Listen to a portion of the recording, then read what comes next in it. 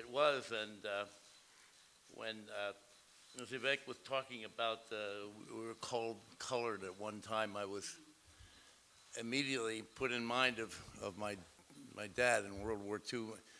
Probably 8 out of 10 contemporary Americans don't know that American troops were segregated until President Truman, by executive order, desegregated those troops. That was important to my dad because he was the company commander of so-called colored troops in World War II.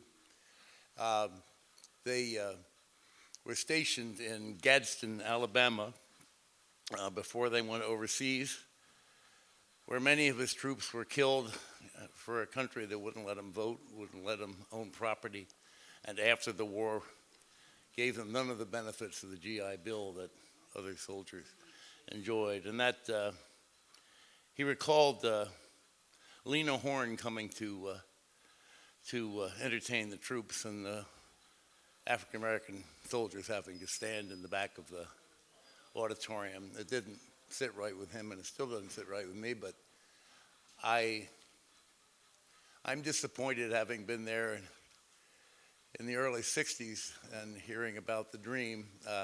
I can only imagine how disappointed he would be. He died shortly after Dr. King addressed the nation. At any rate,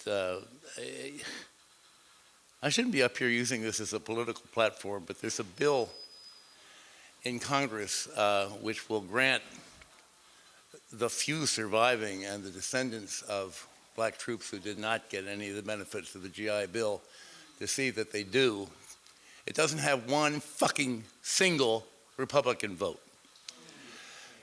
So we got a job to do, and there's no sense pretending that that's not where it's at. No sense pretending there's no such thing as structural racism in America. I mean, the people that deny that really live on a different planet, or as I wish they would, but at any rate. Anyway, onward. I have two grandchildren, three grandchildren, who really look more like you two than they look like me. And I can remember when the first pair were born, they were twins, and I remember picking them up and thinking, you know, all you've done so far in your life is breathe. And there are already people who hate you.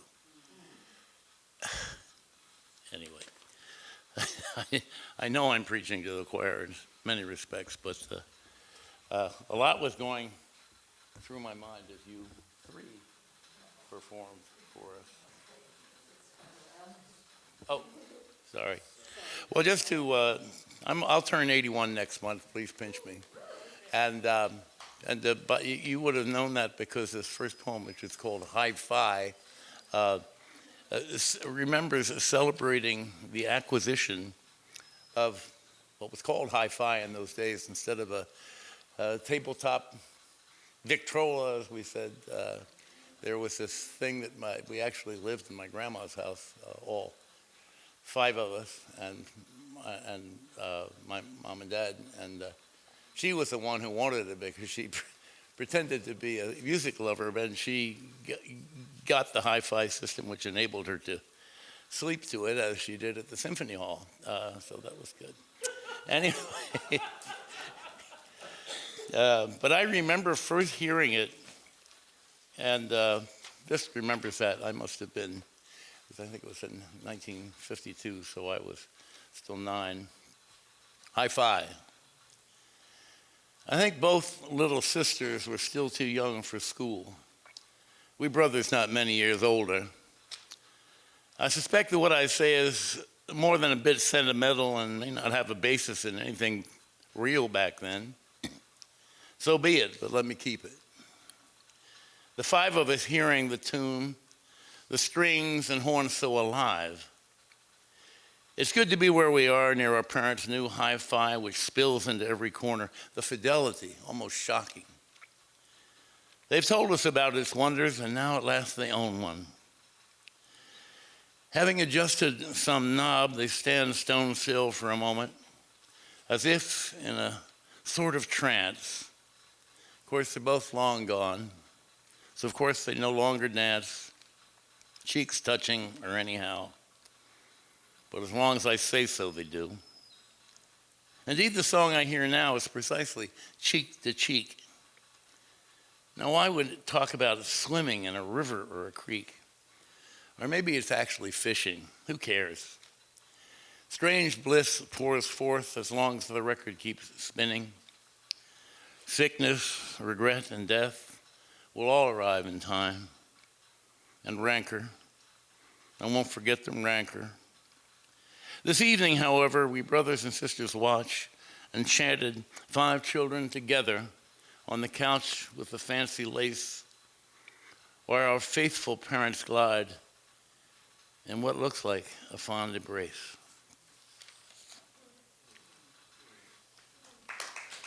Thank you. If you're inclined to give it, I want you to hold the applause at the end. That way I won't know whether I've done well or not until the very end. This is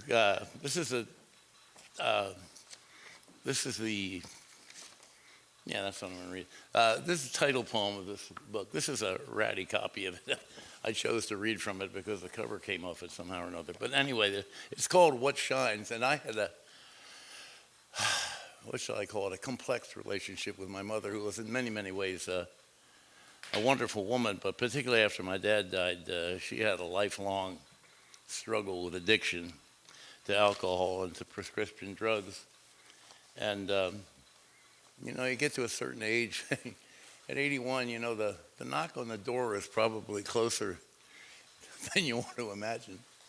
So I started thinking back on things, and one of the things that was curious to me as I put this book together was how I felt about things then, as in that poem about the hi-fi, and how I look back on them now. And I want to see, well, the poem I think will explain itself.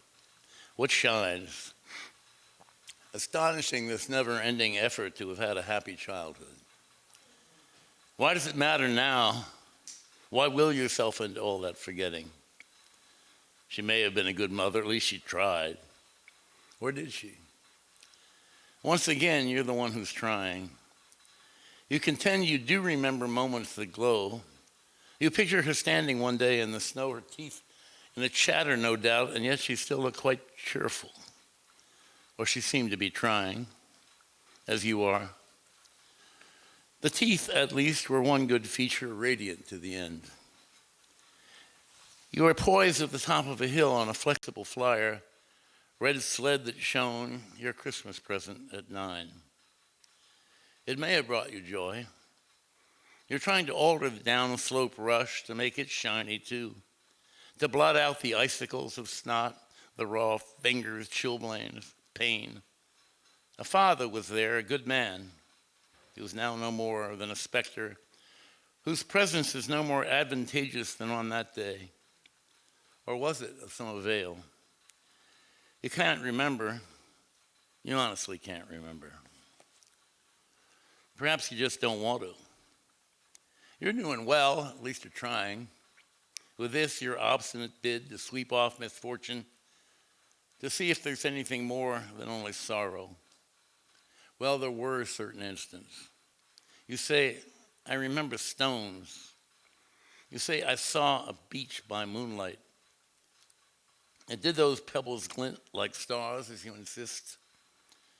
You yearn to be sure clouds never came to eclipse them. You keep on trying. There's that pervasive gleam along the shore. Then you take a step, and suddenly there's nothing.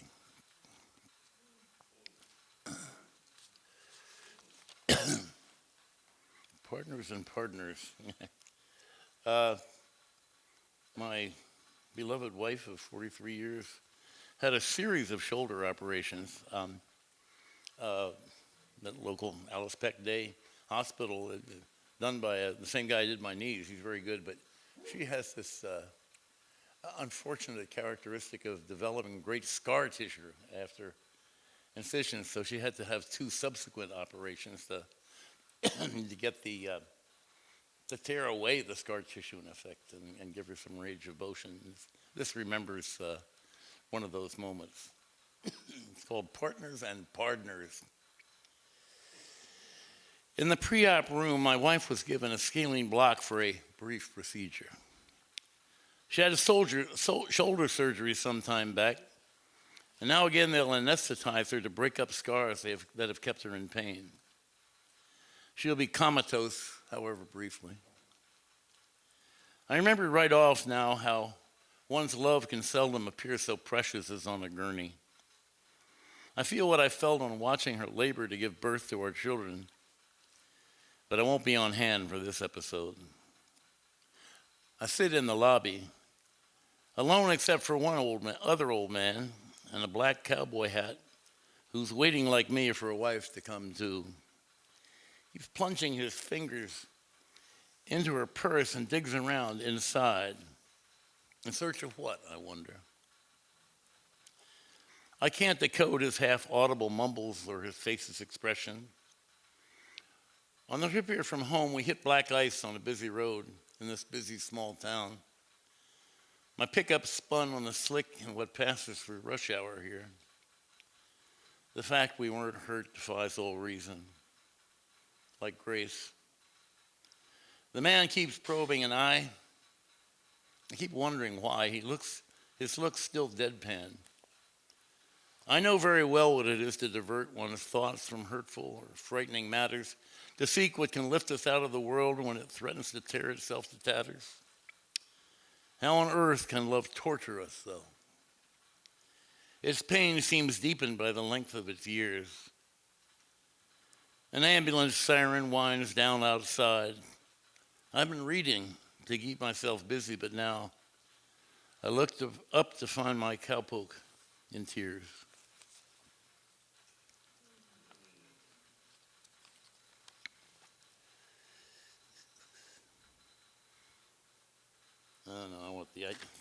I was going to read another one about my mother, but I just want you to know I'm really a lot of fun in real life. So I'll skip that one.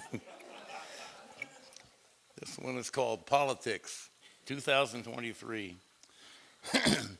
Some of you will, if you've spent time in the Northeast Kingdom, you'll recognize the kind of town I'm talking about.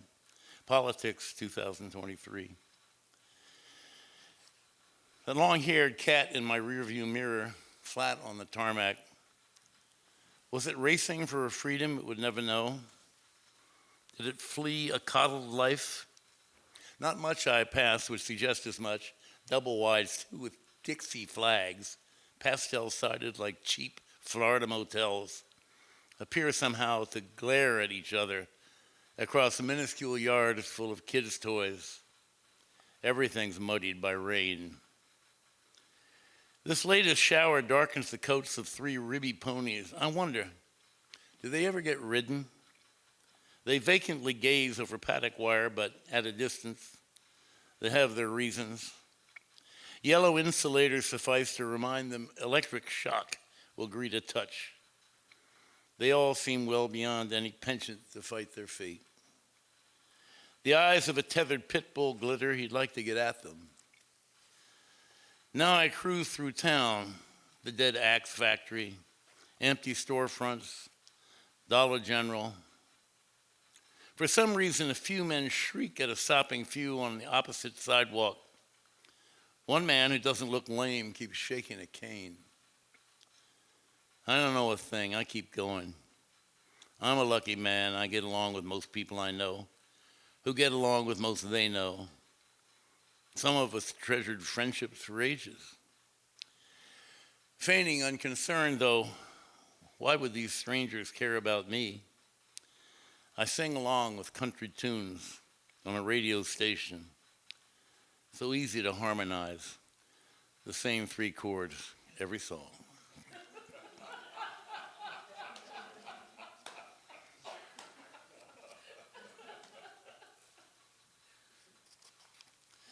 Do what you can for harmony in an unharmonious world. Suspension. My wife and I own a little cabin on the New Brunswick border in Maine that I bought in 1967 for $500.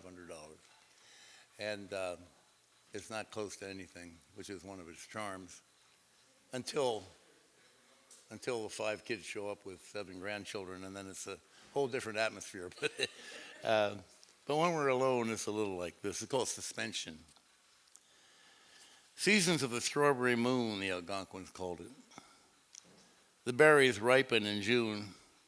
We see them along what's left of ancient tote roads. Some say rose moon, some say hot. We won't be, but if we were forced to forage, those shy red baubles wouldn't start to stifle our hunger. If solitude can be shared, we share it here in our cabin, deep in the woods. Don't ask where it is.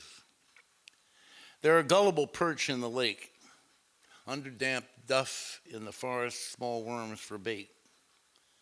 We own a stable canoe. Rain dripped all day from the eaves, then blue broke through exactly on time for moon to delete it.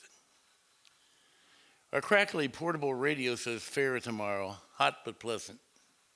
More good fortune. What did we do to deserve this?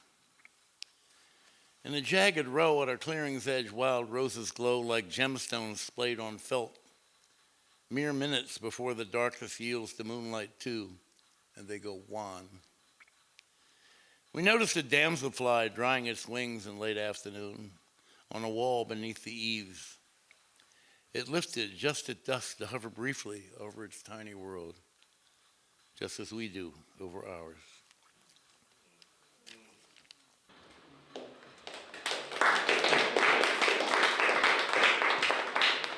When at the height of the whole COVID thing, we didn't get out too much, I shared that with a lot of people, I'm sure.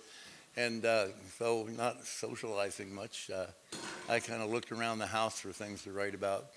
And the last section of this book takes commonplace daily objects that I see all the time. An old carved wooden duck decoy that came from God knows where. A model ship made completely out of cattle horn that my beloved mother-in-law gave to us. I don't know where the hell she found it either, but things of that nature. A faulty burner on the stove. And I called the sequence Animate Objects. I'm not a terribly meditative person, but what I would do is I would look at these objects until something occurred to me. Some ghost story behind it, And I don't even know why I'm telling you that, because I'm not going to read anything from it. But the other thing that I did when I exhausted the objects in the house, I came up with this cockamamie method of taking. I would read almost anything. It didn't matter whether it was a political tract or a novel or somebody's poetry, and I would write down 10 words from it that caught my attention. And then I'd try and write the poem that somehow bound them together. And I assumed they could be bound together because I was the one that noticed them. I mean, they must have stopped me in my tracks for some reason. And this is one of them, though I can't remember what the words were in all frankness. It's called Disappearances. Excuse me, I have a bit of a cold. Disappearances. Wrapped, an old man inspects his living room mirror, but not for his image. Instead, its angle subtly reflects the light of a stub of candle on the silent piano. He might say the reflection shimmers, but the years, though blessed, have jaded him some. He'd rather avoid such a hackneyed word, but he's also abandoned the urge to think up a better. A train comes to mind, though he doesn't know why.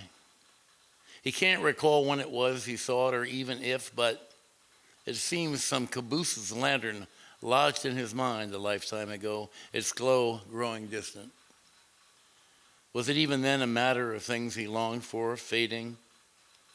The rattle and click on the tracks make a poignant song.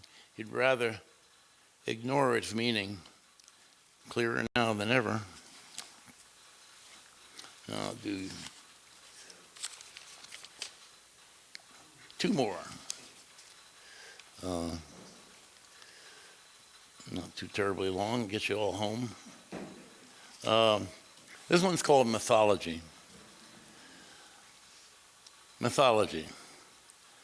That I had to stay out of the pond for half an hour after I ate.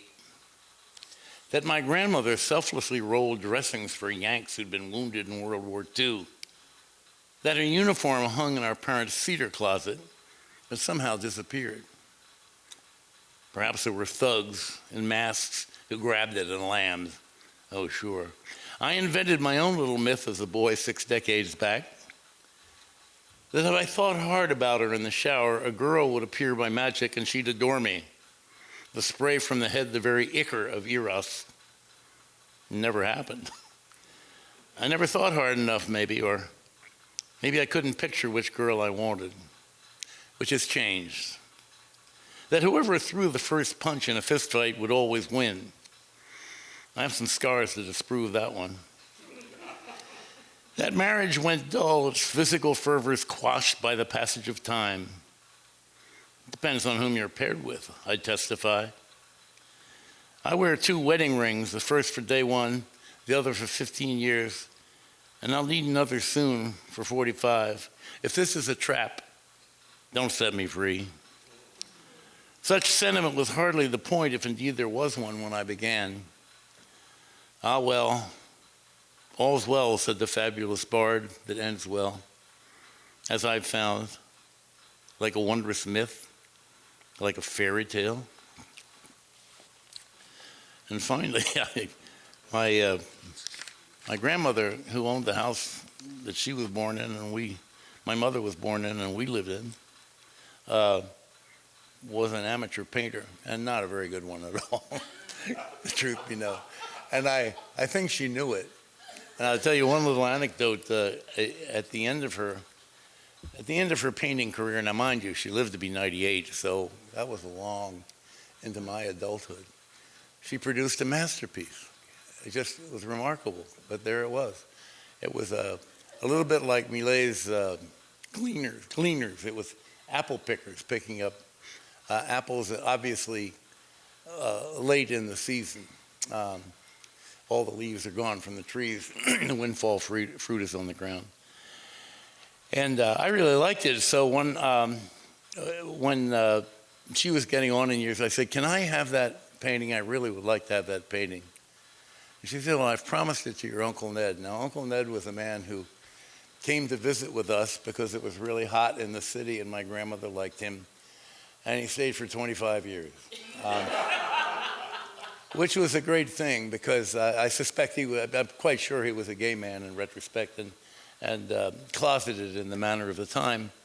But he was great company for my grandmother. He would take her wherever she wanted to go. My parents were pretty much homebodies, but he'd take her to the movies or to the symphony or to a play or whatever it might be. And so she had promised this painting to Uncle Ned.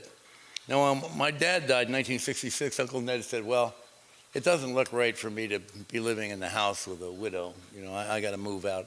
So he moved back downtown, and I helped him move. And the last thing we took in was this painting. And I said, well, where do you want this, Uncle Ned? He said, well, just put it in the hallway right there, and I'll try and figure out where I'm going to hang it. 17 years later, I came to give a reading at the University of Pennsylvania and stayed with Uncle Ned with my wife. I walked into the hallway, and there was that same goddamn painting in the same place. It had never been moved. But he still wouldn't give it up. Anyway, this is just kind of a funny story, but this painting refers, this poem refers to that painting and to my relationship, our relationship with my grandmother, who was a wonderfully generous and big-hearted lady, except when it came to that picture. She wouldn't give anything. It's called Compensation, the Apple Pickers. As ever, she steadied the paper with her left hand, the right one wielding a nub of charcoal. This time she worked on a sketch for what would become her painting of 11th hour apple pickers. No later, too late. But she wanted November. frost on grass, ghost white, fragile as silence, against which her figures would be stationed, the pillow of leaves below the tree, umber, gray. Subtle shades she rightly considered a challenge. Well, everything challenged her because, and she likely knew it, the brute fact was she painted poorly. And thus her grandchildren all believed it a marvel after the sketch gave way to canvas and oils that the picture proved brilliant, as if it were crossed by magic. It implied unseen things, for instance, crows, which showed nowhere in what she produced, could still be heard nearby and raucous outside the frame. And we caught the scent of windfall fruit, or rather I did, as I never told my siblings for fear of being taunted. All of us loved her and laughed at her too. We'd spy on her as she studied the easel on her sun porch, biting her lip, shaking her head, then dabbing again at the palette, lost in thought, no doubt. Mara laughed to be forgiven. We were ignorant, not callous. Like her, if only once in our lifetimes, may we be gifted with something that transports us beyond mere chronological measure, as she was by her one good painting, which compensated her for ongoing griefs, losing a son to the flu epidemic, and then soon after losing her husband. The apple pickers seems to have been her stingy muse's gift, not just for her valor, but for her persistence, for simply putting in time. Thank you.